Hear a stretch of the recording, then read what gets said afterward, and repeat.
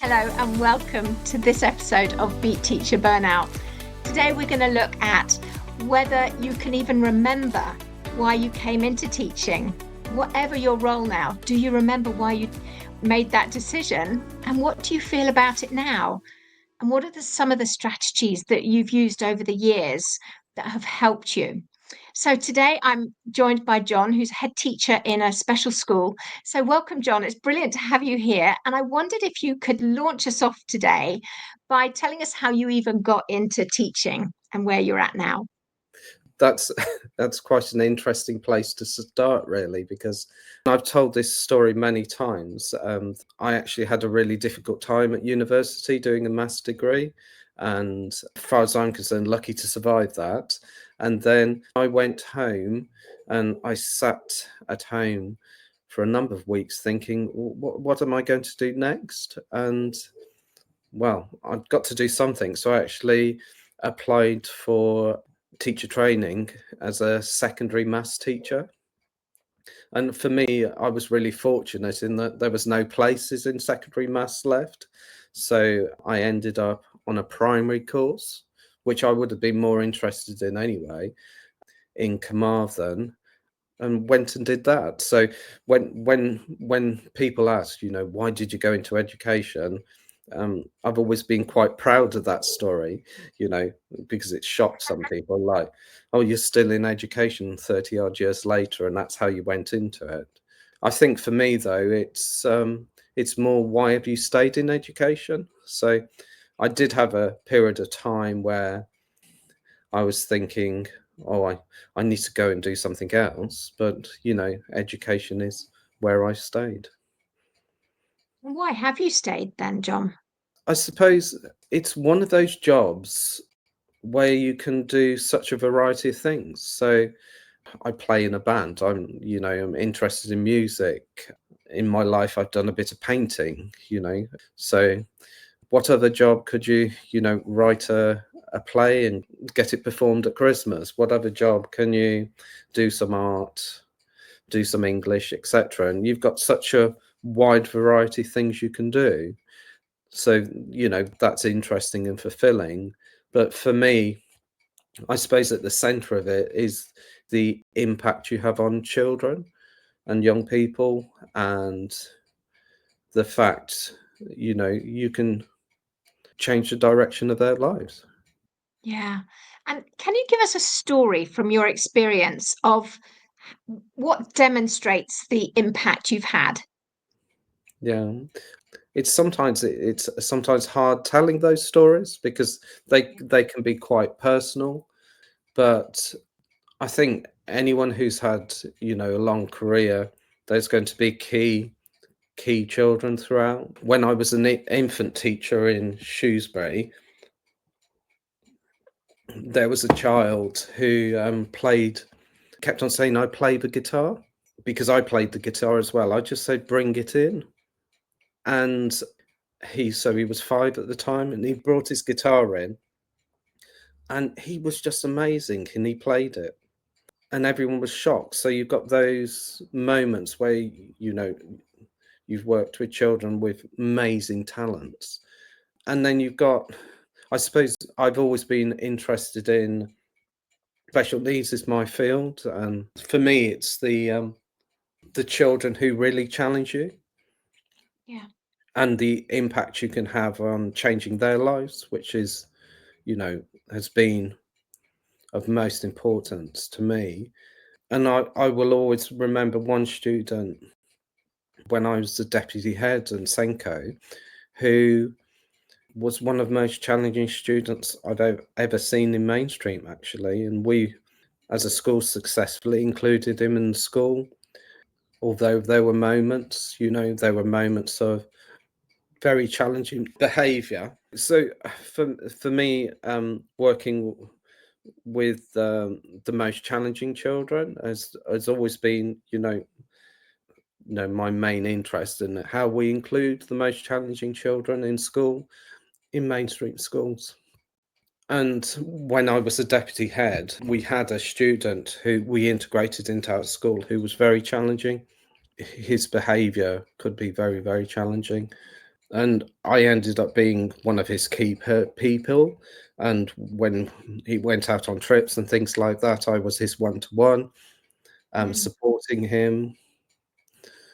To be honest, Lee, it was about managing other people's responses to him most of the time, Yeah. making sure everyone was calm, and he had a successful time. And he's always stood out as somebody who was particularly challenging, and he had a team of support around him, and one of the people who supported him was an EP. And I know this is stark, what I'm about to say, but I think it's really important in terms of some of the things we have to think about and deal with in school. Is she talked to me about the relationships which were being formed at that time, with between me and him, between me and the school, between me and his teacher. You know, could give him um,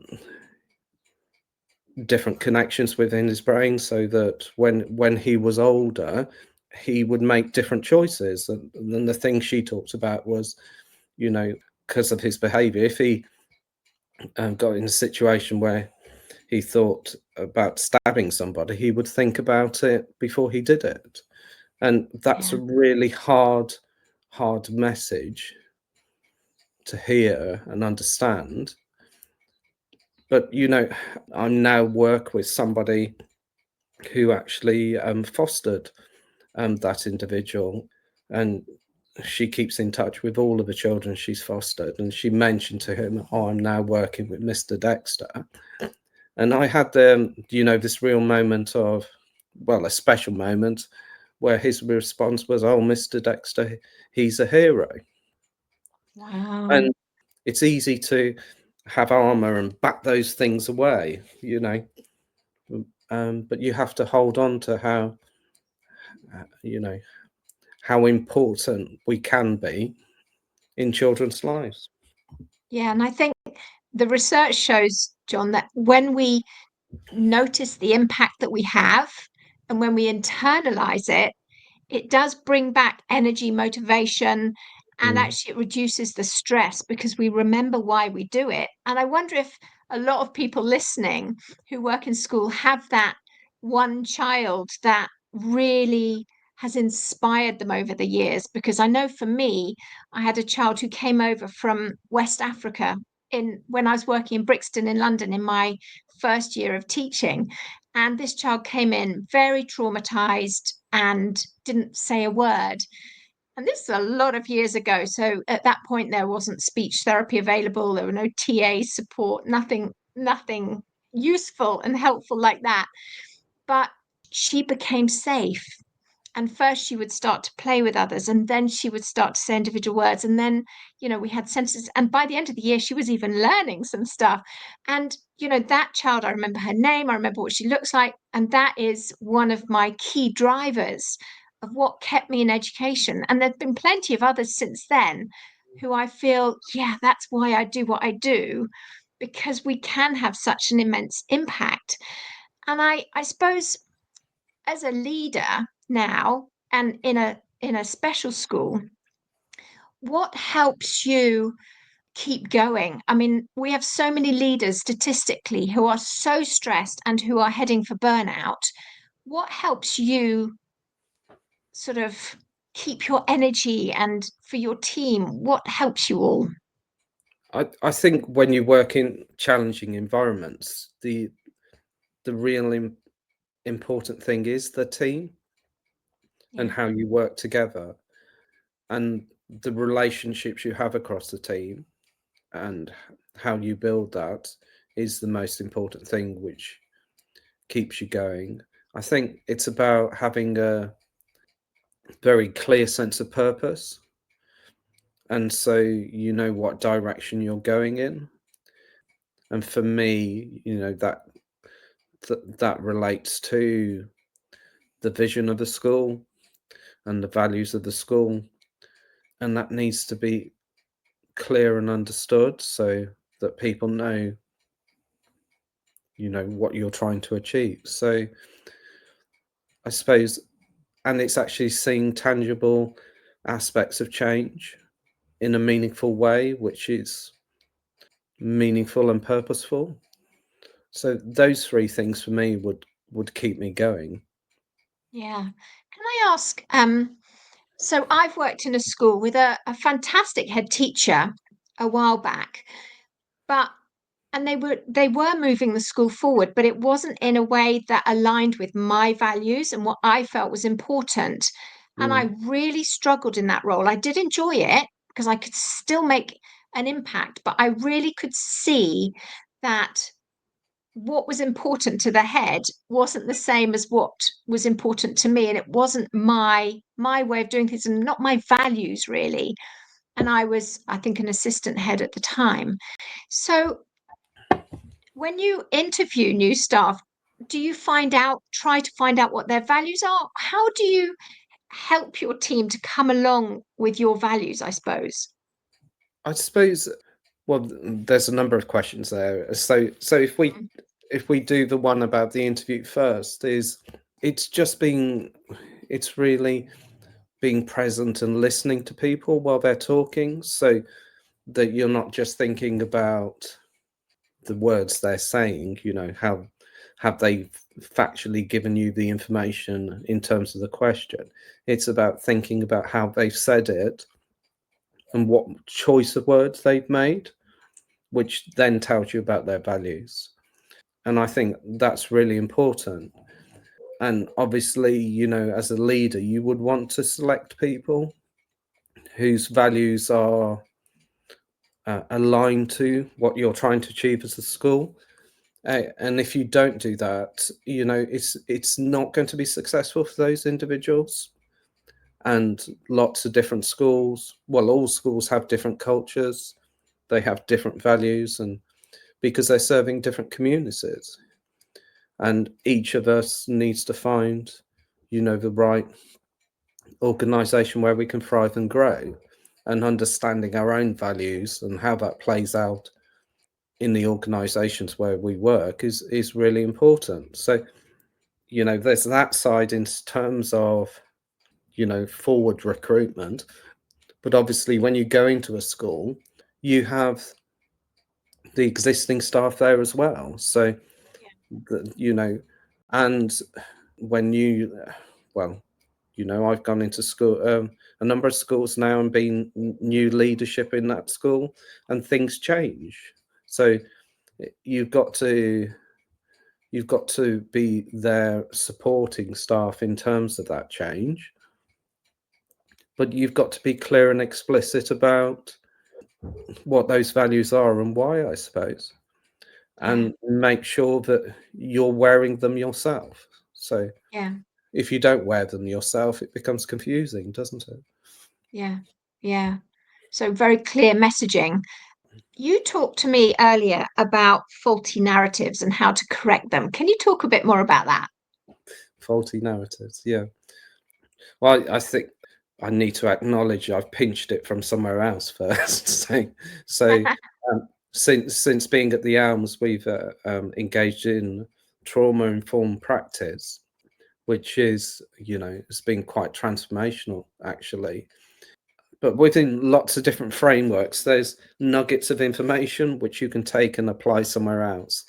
And part of the auditing tool, when you're thinking about children and what they say about their lives, is supporting them to correct faulty narratives. So, and I think, everyone at different points in their life are susceptible to faulty narratives, and we need to correct them within ourselves or support other people in terms of how we correct faulty narratives.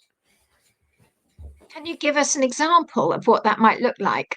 Yeah, well, I suppose when I was younger, maybe in my late 30s, early 40s, perhaps mainly in my 40s, I got myself trapped in times where, I wanted to do certain things as a leader, and you would end up working till stupid o'clock in the morning, 2 o'clock in the morning, getting things done and thinking, oh, this is great because I've done the work. And it's only looking back on those sort of times and thinking, how productive was I at that time? What was I really doing?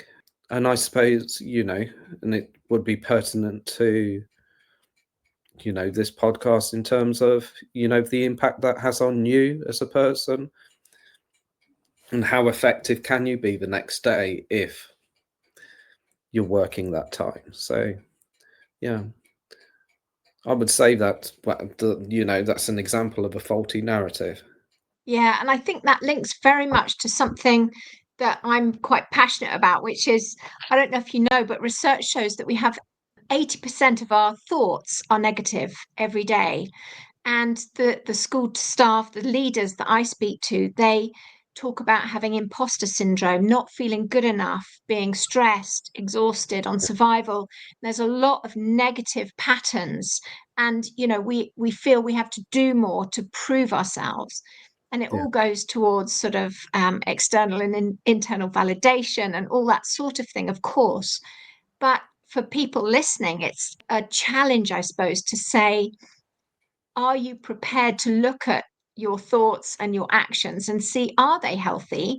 Are they correct? And is what you're doing aligned to your values? And I guess for a lot of us, it's about looking at where our value comes from. Are we intrinsically aware of our worth, or are we trying to prove it?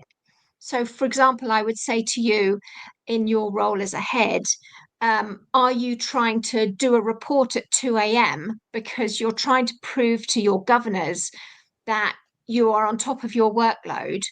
Or are you saying to yourself, okay, I'm going to stop at whatever healthy o'clock and then have to say to the governors tomorrow, okay, we've had a really tricky week in school and I haven't been able to prioritize this in the way I wanted, and therefore it's half done. I think you're right in terms of, as a leader, imposters, how do you say it? Imposter syndrome, Yeah, is something which really strikes us. I think part of that is because, like, the job is so undefined, you know, yeah, and can be approached in so many ways.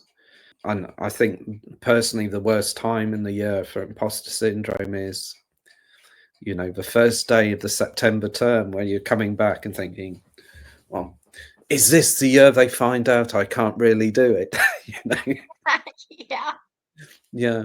But personally, I don't think things are black and white. I think most things are grey. So when I was doing things like that, there was a purpose to it. yeah, And I suppose, and I wasn't doing it for governor's reports necessarily. Yeah, I was doing it for, things which probably were extended beyond my core role because I wanted to do them. And, those things are giving me experience now. So I'm not actually cross with them. I just feel I was probably not effectively using my time. And what I've learnt as I've got older or more experienced in leadership is, and as a message you hear a lot about, is you can fill your time. So, setting aside a big chunk of time for a job doesn't mean you're more productive. Jobs can be done in a shorter time. And yeah, actually, embracing things like AI, etc. now, that's even more helpful. But it's to me, it's about, am I effectively using that time when I was doing those silly o'clock work? And the answer's no, because I needed to be sleeping so I could work the yeah, next day. yeah, yeah. For the last 3 weeks, a colleague of mine challenged me to do a timesheet, and I am actually quite horrified at how I'm actually using my time because it's not what I thought I was doing. Yeah. Really, really fascinating. Have you ever done that? Yes, yeah, and sometimes I haven't done it for a long time actually, but I did it when I was younger, and sometimes it looks horrific, and it's not sustainable. So And I think we have to be, I think as leaders, we have to be careful as well in terms of what we're modeling to people, Yeah. and what are you modeling if you send an email at 2 o'clock Yeah. and you're modeling something which isn't sustainable or healthy. So we need to be careful about that. Yeah. Well, John, we've covered an awful lot of areas today, and I'm so grateful because I know you've got a cold, and yet you've put aside time to share some of your experience and your expertise. So I'm really grateful, and I know people will be grateful who are listening. And thanks everyone for listening today. Thanks for listening. I hope you took something of value from today. If you want to connect, I'm at rowenahicks.com, or I have a Facebook group, which is Preventing Teacher Burnout. So I look forward to connecting to you at one of those.